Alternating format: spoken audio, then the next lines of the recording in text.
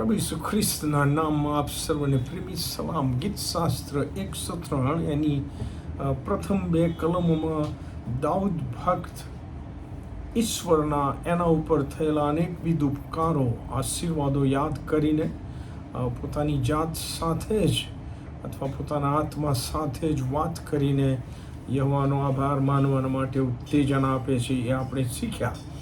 અહીં કહે છે કે હે મારા આત્મા યહોવાને સ્તુત્યમાન, મારા ખરા અંતઃકરણ યહોવાના પવિત્ર નામને સ્તુત્યમાન. રે મારા આત્મા યહોવાને સ્તુત્યમાન અને યહોવાના સર્વ ઉપકારો તો ભૂલી ન જા. દાનિયેલનું પુસ્તક એના 12મા અધ્યાયની 4થી કલમમાં પૃથ્વી પર જ્યારે અંતનો સમય નજીક હશે ત્યારે શું પરિસ્થિતિ સર્જાશે તે સંબંધીનું એક ભવિષ્ય કથન વાંચવા મળે છે. લખ્યું છે, ઘણાઓ અહીં ત્યાં દોડશે અને જ્ઞાનની વૃદ્ધિ થશે. અંગ્રેજી ભાષાંતર કહે છે, many will rush here and there and knowledge will increase. Many will go back and forth and knowledge will increase.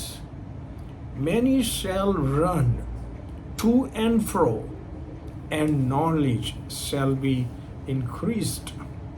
બાઇબલની ભાષામાં કહીએ તો આપણે પ્રભુ ઈસુ ખ્રિસ્તના આગમન પછી પાછલા કે અંતની નજીકના સમયમાં જ જીવી રહ્યા છે. દાનિયેલના ભવિષ્ય કથન પ્રમાણે પૃથ્વી પર મનુષ્યમાં આજે દોડધામ, ચહલ પહલ ખૂબ જ વધી ગયા છે. સાથે સાથે જ્ઞાનની વૃદ્ધિ પણ સમજની બહાર થઈ રહી છે. અને એ માટે મારે કોઈ સાબિતી આપવાની જરૂર નથી. ખાલી એક બટન દબાવવાથી સાચું કે ખોટું પણ દુનિયાભરનું જ્ઞાન આપણા માટે ઉપલબ્ધ છે. અને હવે તો દિવસના 24 કલાક પણ આપણને ઓછા પડે છે એવો માહોલ જોવા મળે છે. આવા વ્યસ્ત જીવનમાં મનુષ્ય બીજા બધાની સાથે જાત જાતની વાતો કરે છે, પણ પોતાની જ સાથે વાત કરવાનું મનુષ્ય ભૂલી ગયો છે અથવા આજે તેની પાસે સમય નથી. આવા સમયમાં દાઉદ, જે ઇઝરાયલના રાજા તરીકેની જવાબદારી અદા કરવામાં ખૂબ જ વ્યસ્ત હતો, છતાં પણ સમય કાઢીને તે પોતાની સાથે અને પોતાના આત્માની સાથે વાત કરે છે.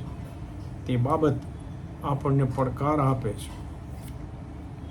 નવા કરારમાં આપણે જોઈએ છીએ કે ખુદ પ્રભુ ઈસુ ખ્રિસ્ત પોતે પણ દિવસ દરમિયાન કરેલી માનવ સેવાના અંતે ફિઝિકલી એ થાકી જતા હતા અને છતાંય એકાંતમાં ઈશ્વર પિતા સાથે સંગત માણવામાં તેઓ અચૂક સમય વિતાવતા હતા, જેથી શૈતાનનો, દુષ્ટાત્માઓનો અને શૈતાની પરીક્ષણોનો સામનો તેઓ દ્રઢતાપૂર્વક કરી શકતા હતા.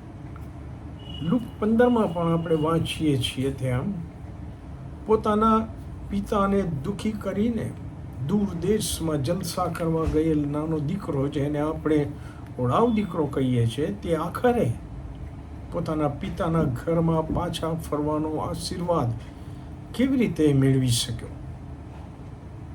જવાબ છે, જ્યારે તે એકલો પડ્યો ત્યારે તે સાવચેત થયો અને આત્મખોજ કરીને પોતાની સાથે જ વાત કરીને ઠરાવ કર્યો અને એ ઠરાવને અમલમાં મૂક્યો. એ ઠરાવ તમને લુક 15:17-20 વાંચવા મળશે.